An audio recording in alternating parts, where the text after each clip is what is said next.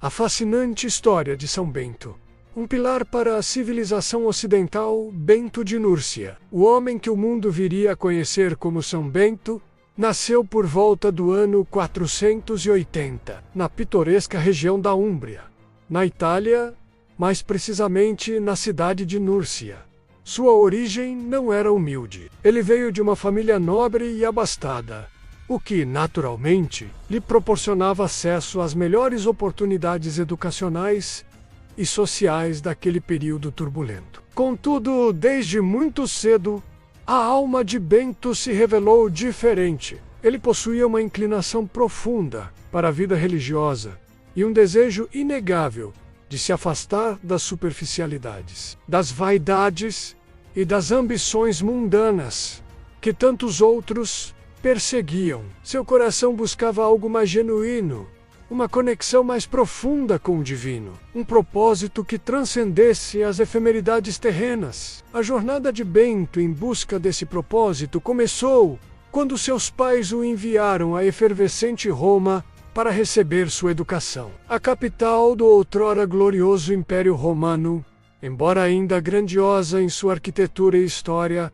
estava imersa em um profundo declínio moral e social. A corrupção era endêmica, os vícios proliferavam e a moralidade parecia em frangalhos. Bento, com sua sensibilidade e um idealismo latente, sentiu-se rapidamente desiludido. A vida acadêmica, com suas discussões retóricas muitas vezes vazias, as festas extravagantes e a incessante busca por status social, não ressoavam com sua alma. Ele percebeu com clareza que aquele caminho o afastaria irremediavelmente de seu verdadeiro chamado espiritual. Com uma coragem notável para um jovem de sua idade, e desafiando as expectativas de sua família e da sociedade da época, ele tomou uma decisão radical.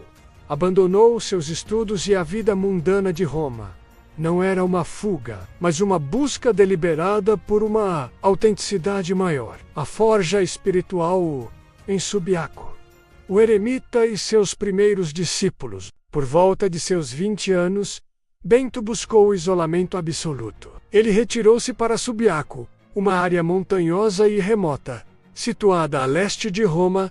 Era um local de beleza selvagem, ideal para a introspecção profunda, a meditação e a comunhão com a natureza e, acima de tudo, com Deus. O destino, ou talvez a providência divina, o levou a encontrar uma figura que se tornaria crucial em seus primeiros anos de eremita monge romano. Este monge, de espírito bondoso e sábio, não só o acolheu, como o ajudou a se estabelecer em uma caverna, um refúgio simples e austero, que se tornaria seu lar e seu santuário pelos próximos 3 anos. Durante esse período em Subiaco, Bento mergulhou em uma vida de extrema reclusão e oração incessante. Romano, com uma fidelidade tocante, era o único elo de Bento com o mundo exterior, levando-lhe o alimento necessário e oferecendo-lhe um raro contato humano, mas permitindo que Bento se dedicasse plenamente à sua árdua jornada espiritual. Foi um tempo de profunda purificação da alma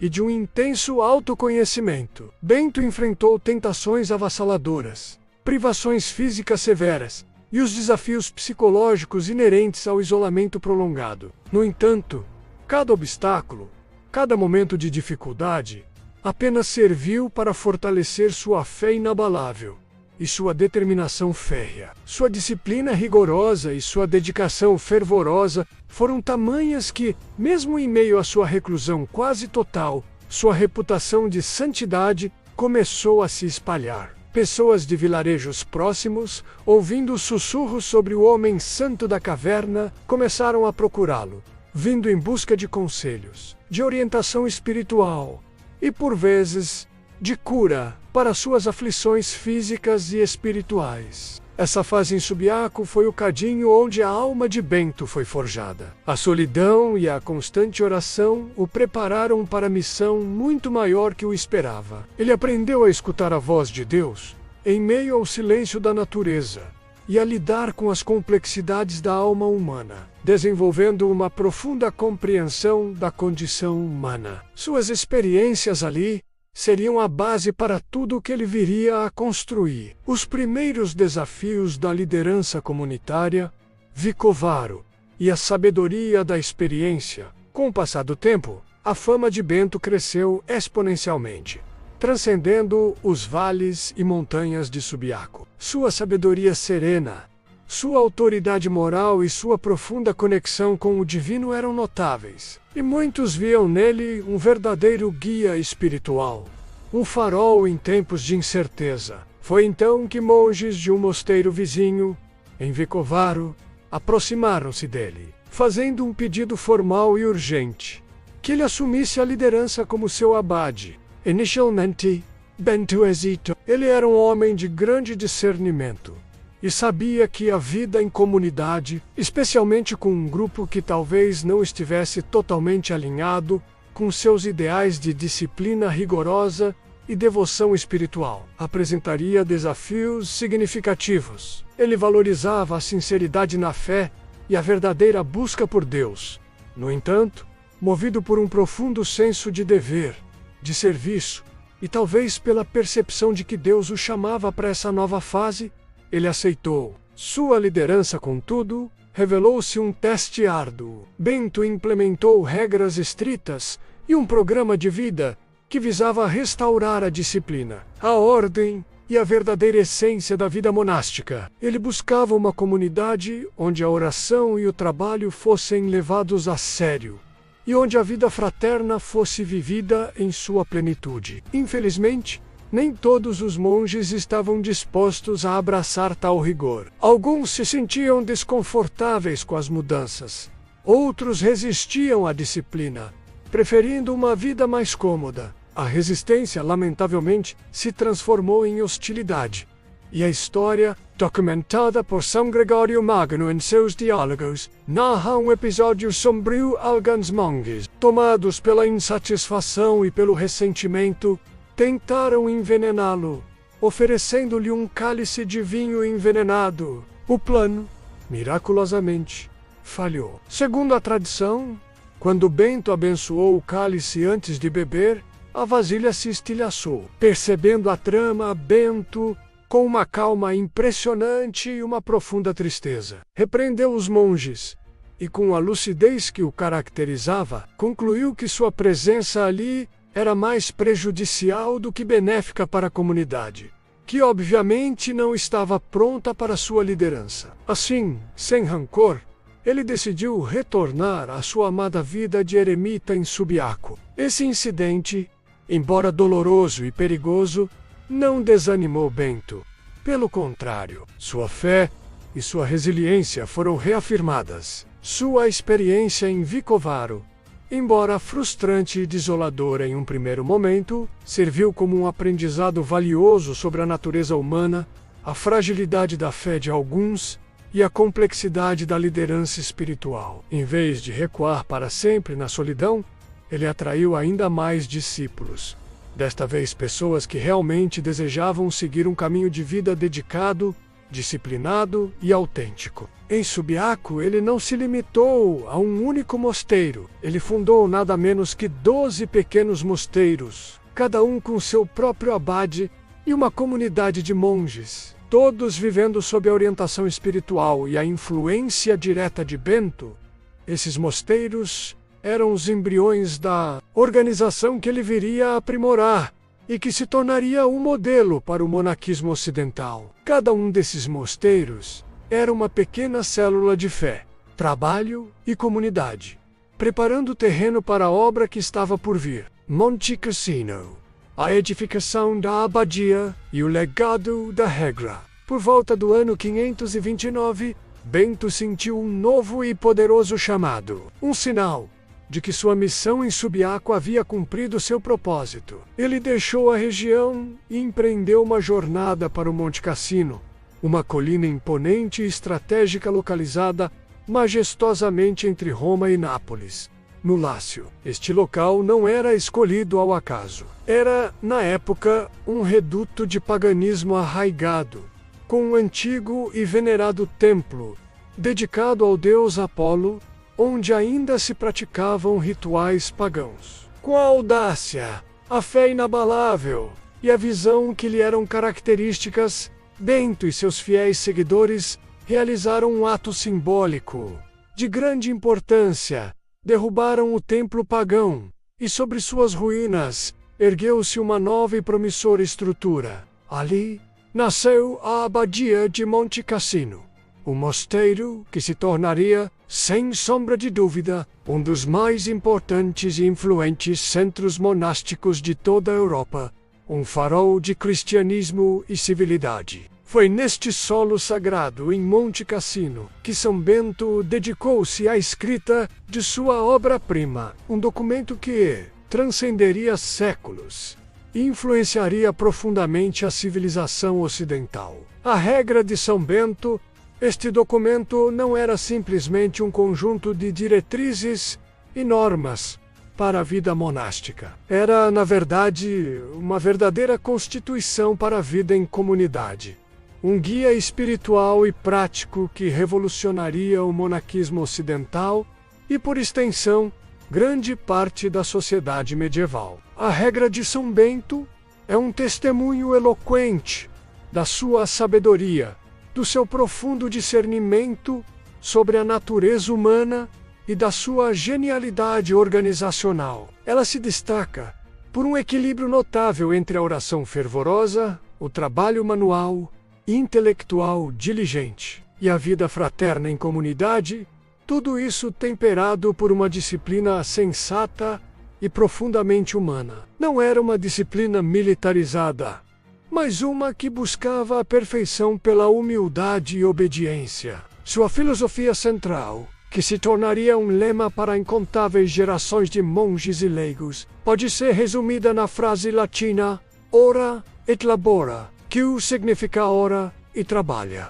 Essa máxima não era apenas um slogan catchy, mas um princípio de vida que promovia a harmonia essencial entre a contemplação e a ação, entre o mundo interior e o mundo exterior. A regra estabelecia um cotidiano meticulosamente estruturado, com horários definidos para as diferentes atividades, as horas canônicas de oração, o trabalho manual diligente, o estudo da Sagrada Escritura e de outros textos, e o descanso necessário. Ela promovia a estabilidade, a obediência ao abade, que era visto como representante de Cristo, e as regras da comunidade, mas uma obediência dialogada e paterna. E, acima de tudo, a vida fraterna em comunidade, onde os monges eram chamados a viver em amor e serviço mútuo. A regra enfatizava a humildade, a hospitalidade, a discrição e a moderação em todas as coisas. Ela era flexível o suficiente para se adaptar a diferentes climas e culturas, mas rígida o suficiente para manter a coesão e o propósito. O legado inestimável, o monge que moldou a Europa. São Bento faleceu em Monte Cassino por volta do ano 547, com sua missão cumprida e seu legado firmemente estabelecido. Sua vida marcada pela busca incansável por Deus, pela dedicação ao serviço do próximo e pela fundação de comunidades monásticas prósperas, deixou uma herança incalculável. Sua influência foi tão profunda, tão vasta e tão duradoura, que ele foi oficialmente proclamado padroeiro da Europa pelo Papa Paulo VI, em 1964, um título que reconhece sua contribuição fundamental para a formação da cultura, da educação e da civilização ocidental em um dos períodos mais desafiadores da história.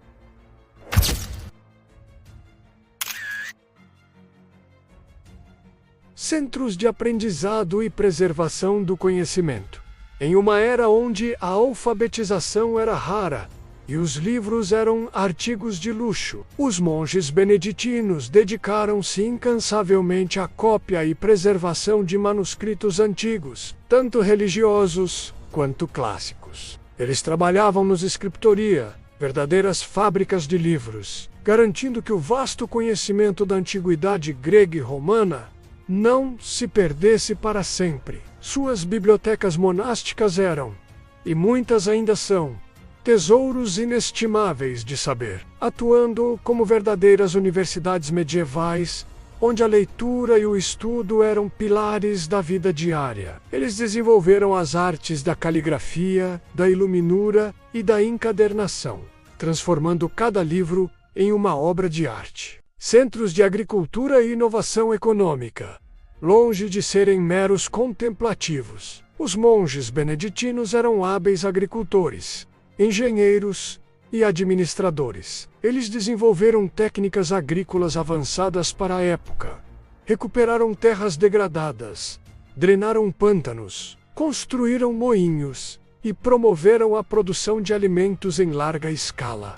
Contribuíram imensamente para a paisagem agrícola da Europa, transformando terras áridas em férteis. Introduziram novas culturas, métodos de irrigação e até a criação de animais, impulsionando a economia local e regional. Sua capacidade de organização e gestão se refletia na prosperidade material de seus mosteiros, que muitas vezes eram modelos de autossuficiência, centros de arte e artesanato. A habilidade artística florescia dentro dos mosteiros, desde a delicada iluminura de manuscritos, que transformava cada página em uma joia colorida, até a arquitetura grandiosa de suas abadias, a escultura, a ourivesaria e a produção de tecidos finos. Os monges eram mestres em diversas formas de arte. Eles eram os guardiões de técnicas e conhecimentos que de outra forma teriam desaparecido, e muitos dos grandes artistas e artesãos medievais foram treinados em mosteiros, centros de caridade e assistência social.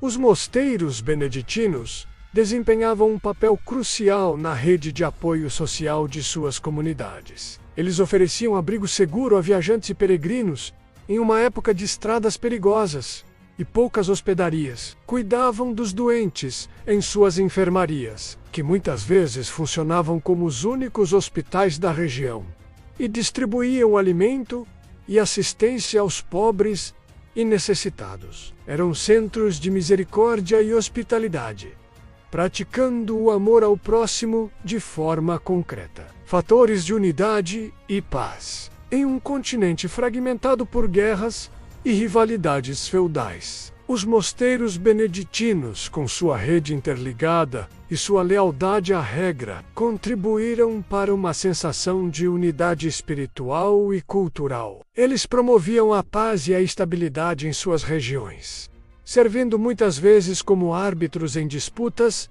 e como refúgios para a população em tempos de conflito. São Bento é lembrado não apenas como um santo de profunda fé, mas como um visionário notável, um organizador genial e um pai espiritual, que em meio ao caos e à escuridão de sua época, plantou as sementes de uma nova ordem. Essa ordem era fundamentada em princípios de fé, trabalho diligente, vida comunitária harmoniosa, respeito pela autoridade, humildade e uma busca constante pela glória de Deus.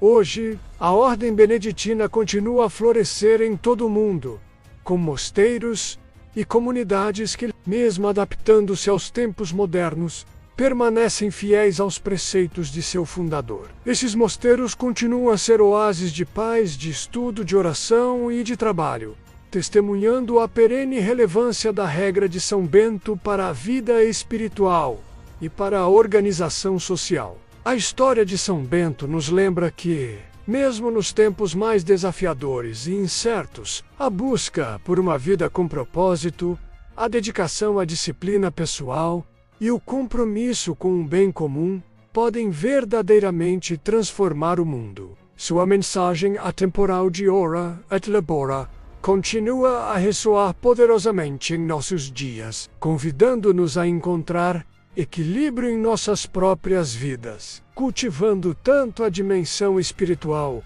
e contemplativa, quanto a dimensão produtiva e ativa, buscando harmonia entre o corpo, a mente e o espírito. A vida de São Bento é um convite eterno à construção, à perseverança e à fé inabalável em um mundo que sempre precisará de luz e ordem.